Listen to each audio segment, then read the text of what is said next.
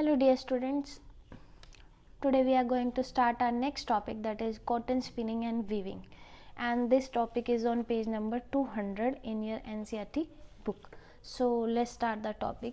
कहते हैं कि जैसे हमने लास्ट टॉपिक में भी पढ़ा था कि जो ब्रिटेन था वो काफ़ी रिच था, किसमें, आयरन ओर में एंड कोल में भी, तो कल हमने इनके बारे में पढ़ा था. आज हम कॉटन स्पिनिंग और वीविंग के बारे में पढ़ेंगे. तो ब्रिटिश जो थे ना वो वूल से और फ्लैक्स से क्या किया करते थे, क्लॉथ बनाया करते थे. क्या किया करते थे, वूल से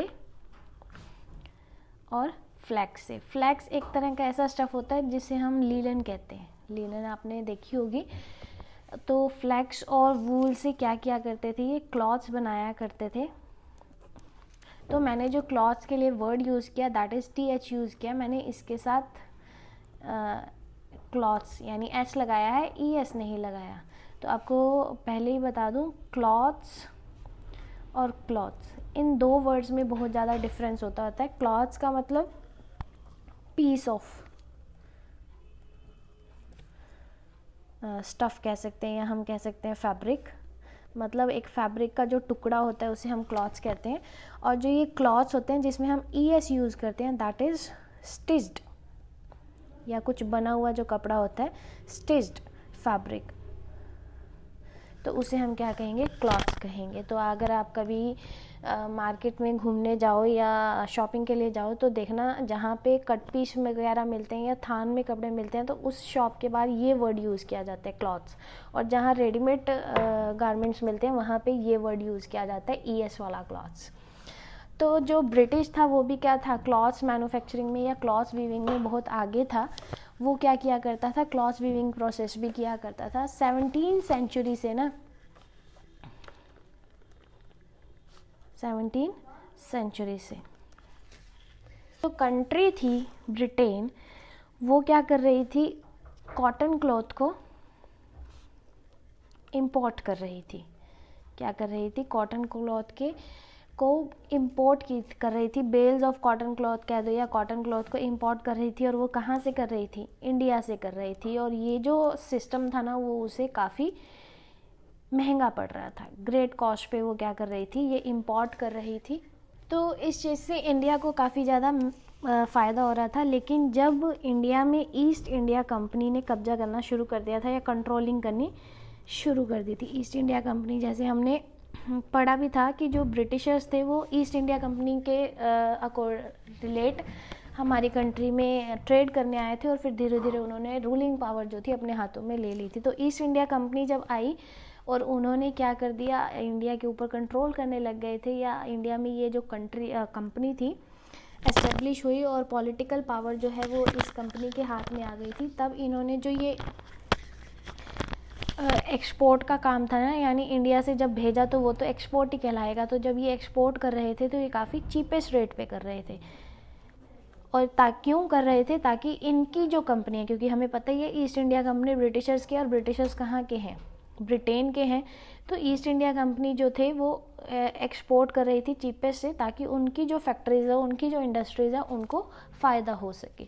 तो उस टाइम पे क्या हो रहा था, जो कॉटन क्लॉथ के बेल्स थे वो सस्ते दामों पे जा रहे थे. लेकिन उससे पहले ईस्ट इंडिया कंपनी से पहले ये जो था इंडिया के लिए बेनिफिशियल था. क्यों, क्योंकि वो महंगे में क्या कर रहे थे, एक्सपोर्ट कर रहे थे, और उन्हें महंगे दामों पे इंपोर्ट करना पड़ता था ब्रिटेन को. तो 18वीं सेंचुरी का जो स्टार्टिंग टाइम था ना, जिसे हम अर्ली 18वीं सेंचुरी कहेंगे, 18वीं सेंचुरी के स्टार्टिंग टाइम तक जो वहाँ पे स्पिनिंग का काम था. स्पिनिंग आप समझती हैं, जब कॉटन से धागा बनाया जाता है, यान बनाई जाती हैं, रीले बनाई जाती हैं, तो उसे स्पिनिंग कहते हैं. तो वो जो स्पिनिंग का वर्क था वो क्या था, काफ़ी स्लो था. वो इतना स्लो था कि 10 वीमेन मिलकर क्या करती थी, स्पिनिंग का काम करती थी. और वो इतने ही यार्न्स बना पाती थी, इतने ही धागे बना पाती थी कि सिर्फ ये जो धागे हैं ना वो एक वीवर को क्या हो सके, सप्लाई हो सके. क्या हो सके, एक वीवर ही इन धागों से क्या कर सकता था, काम कर सकता था। मतलब इतनी ही क्वांटिटी वो प्रोड्यूस कर पाती थी कि सिर्फ एक वीवर ही बिजी रह सकता था, या एक वीवर ही जो था वो काम कर सकता था, और बाकी वीवर्स को क्या करना पड़ता था, आइडली, वेस्टफुली वेट करना पड़ता था। तो ये इनके लिए काफ़ी नुकसानदायक चीज़ थी ब्रिटेन के लिए। तो क्या करना पड़ता था, बाकी वीवर्स को आइडली वेट यानी वेस्टफुली वेट करनी पड़ती थी। एंड इस गैप को क्या कर दिया था, जल्दी ही फिल कर दिया गया था। मतलब इस प्रॉब्लम को, ये जो गैप हो रहा था, ये वेटिंग का जो टाइम पीरियड हो रहा था, इसको क्या कर दिया था, ख़त्म कर दिया गया था। किसने ख़त्म कर दिया गया था, टेक्नोलॉजी डेवलपमेंट ने। यानी ऐसी टेक्निक आ गई कि जो स्पिनिंग का वर्क था ना, वो किससे हो रहा था, मशीन से हो रहा था। मशीनरी को यूज़ करके स्पिनिंग जो थी वो की जा रही थी, और इस गैप को, ये जो टाइम पीरियड था आइडल वेट करने का, इस गैप को ख़त्म कर दिया गया था। अब जो व्यूवर्स को वेट नहीं करनी पड़ती थी स्पिनिंग थ्रेड को तैयार करने के लिए। सो जो हम अल्टीमेटली यही कहेंगे कि जो होम स्पिनर्स थे वो शिफ्ट हो गए थे अब फैक्ट्रीज़ में। यानी जो होम स्पिनिंग का काम था वो कहाँ शिफ्ट हो गया था, फैक्ट्रीज़ में होना शुरू हो गया था, और उसकी वजह से ये जो गैप था वो ख़त्म हो गया था। तो 1780s से, कब से, 1780s से जो कॉटन इंडस्ट्री थी वो सिंबलाइज्ड हो गई थी, यानी काफ़ी ज़्यादा इम्पॉर्टेंट हो गई थी ब्रिटिश इंडस्ट्रीज़ के लिए। काफ़ी ज़्यादा डेवलपमेंट उसने कर लिया था ब्रिटिश इंडस्ट्रियलाइजेशन के लिए काफ़ी तरह से। तो इस इंडस्ट्री के भी दो फीचर थे, जैसे कि हमने अदर इंडस्ट्रीज़ में भी देखे। तो वो दो फीचर कौन कौन से थे, एक फीचर तो ये कि इस इंडस्ट्री में भी क्या हुआ, टेक्नोलॉजी डेवलपमेंट हुआ। कैसे, हैंड स्पिनर से अब वो मशीनरी स्पिनर हो गए थे। और सेकेंड जो फीचर था वो ये था कि घर से वो शिफ्ट हो गए थे, कहाँ, फैक्ट्रीज़ में। यानी पहले घरों में काम हो रहा था और अब ये प्रोडक्शन जो थी वो फैक्ट्रीज़ में होने लग गई थी। तो ये दो फीचर्स इस इंडस्ट्री में भी देखे गए थे। जो रॉ कॉटन थी उसे काफ़ी बड़ी मात्रा में इंपोर्ट किया जाता था। क्या किया जाता था, रॉ कॉटन को बहुत बड़ी अमाउंट में इंपोर्ट किया जाता था, और फिर उससे क्या किए जाते थे, फिनिश्ड क्लॉथ तैयार किए जाते थे। यानी तैयार क्लॉथ को एक्सपोर्ट किया जाता था बड़ी मात्रा में। और इसकी वजह से क्या होने लग गया था, कॉलोनाइजेशन होने लग गया था। क्या होने लग गया था, कॉलोनाइजेशन। यानी कॉलोनाइजेशन आप समझते ही हैं कि जब हम छोटे छोटे एरिया पे खुद की रूलिंग स्टार्ट कर देते हैं तो उसे कॉलोनाइजेशन करने लग जाते हैं। तो इन इंडस्ट्रीज़ की हेल्प से ब्रिटेन ने कॉलोनाइजेशन करना शुरू कर दिया था, जैसे हमने अपनी कंट्री में भी पढ़ा, ईस्ट इंडिया कंपनी। तो इस तरह से ये जो ब्रिटेन था वो काफ़ी ज़्यादा कंट्रोल कर रहा था। क्या कर रहा था, ब्रिटेन जो था काफ़ी ज़्यादा कंट्रोल कर रहा था। और वो कंट्रोल क्या कर रहा था, रॉ कॉटन के सोर्सेज, यानी जो सोर्सेज प्रोवाइड किए जाते थे रॉ कॉटन के, उससे वो काफ़ी बड़ी वर्ल्ड की मार्केट को कंट्रोल कर रहा था। यानी हम अल्टीमेटली ये कहेंगे जो इंडस्ट्री थी वो काफ़ी ज़्यादा ग्रो कर रही थी ब्रिटेन में। और ये जो इंडस्ट्री थी मेनली वो डिपेंडेंट थी वीमेन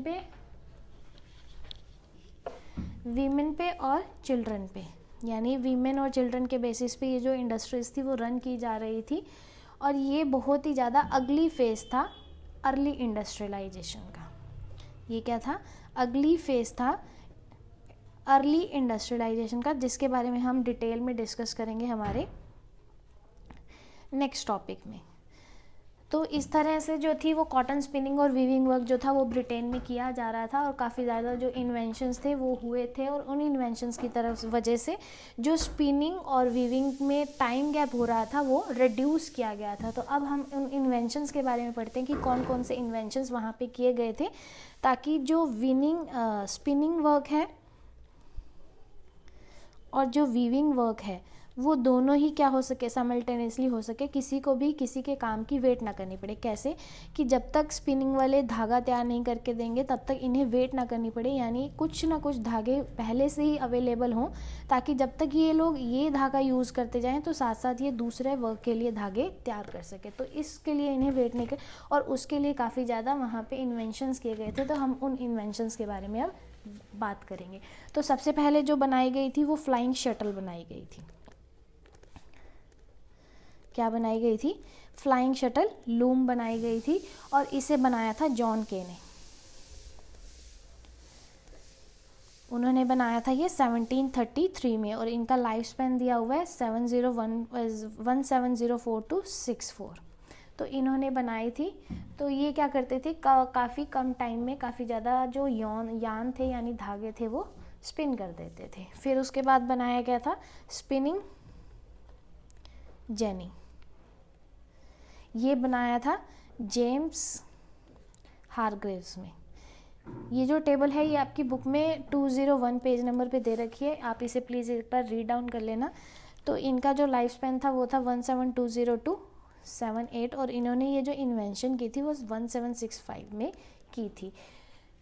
तो ये एक ऐसी मशीन थी जिस पे एक सिंगल पर्सन क्या कर सकता था, स्पिनिंग कर सकता था साइमल्टेनियसली, और जिस वजह से धागे जो थे वो ईजिली बन रहे थे। तो मैं आपको एक पिक्चर भी दिखाना चाहूँगी। ये देखिए, ये एक स्पिनिंग मशीन है जिसमें मैन पावर को यूज़ किया जा रहा है, यानी मशीन को चलाने के लिए ह्यूमन बीइंग की पावर को यूज़ किया जा रहा है। तो मेनली ये जो मैन पावर है ये वीमेन पावर है, यानी एक लेडी जो है वो स्पिनर को चला रही है और उससे धागे बना रही है। तो हम ये कहेंगे कि तो वहाँ उस टाइम पे जो फैक्ट्रीज़ थी यानी कॉटन स्पिनिंग और वीविंग फैक्ट्रीज़ जो थी वहाँ पे वीमेन और बच्चे जो थे काफ़ी इंपॉर्टेंट रोल प्ले कर रहे थे। और ये बहुत ही अगली फेज था अर्ली इंडस्ट्रियलाइजेशन का, बहुत ही बुरा टाइम था, मतलब उनकी वजह से उनके जो हालात थे वो बिगड़ते जा रहे थे। फिर जो नेक्स्ट आया वो आया वाटर फ्रेम। इसके बारे में आप अपनी बुक में से रीड कर लेना। ये 1769 में प्रोड्यूस किया गया था और ये बहुत ही मजबूत धागा बनाता था, यानी जो पहले धागा होता था वो थोड़ा वीक क्वालिटी का होता था, ये थोड़ा स्ट्रॉन्ग क्वालिटी का था। उसके बाद मूल बनाया गया है। मूल एक तरह की मशीन का निकनेम है जिसे सैमुअल क्रैम्पटन ने बनाया था और ये भी एक स्पिनर है और बहुत ही अच्छा और स्ट्रॉन्ग धागा जो है ये प्रोड्यूस करता है। उसके बाद बनाई गई पावर लूम। तो पावर लूम 1787 में बनाई गई थी और इसने काफ़ी ज़्यादा जो वर्क था वो ऑटोमेटिक कर दिया था और काफ़ी इजी कर दिया था। तो इसे आप अपनी डिटेल में अपनी बुक में पढ़ लेना, बहुत ही इजी लैंग्वेज में लिखा हुआ है इन इन्वेंशंस के बारे में। तो आज का जो टॉपिक था वो था हमारा स्पिनिंग एंड वीविंग, जिसमें हमने ये पढ़ा कि पहले आइडल टाइम हो रहा था लेकिन फिर इन्वेंशन की वजह से उस आइडल टाइम को ख़त्म कर दिया गया था और एक्सपोर्ट इंपोर्ट की जो प्रॉब्लम थी वो भी ईस्ट इंडिया कंपनी ने ब्रिटेन वालों के लिए सॉल्व कर दी थी। अगर इस टॉपिक में डिस्कस करने के बाद आपको कोई डाउट हो please let me know, otherwise do your work timely and don't forget to pray for everyone. May God settle all thing well soon and don't forget to pray for everyone and see you in next video with new topic. Till then, take care. Thank you.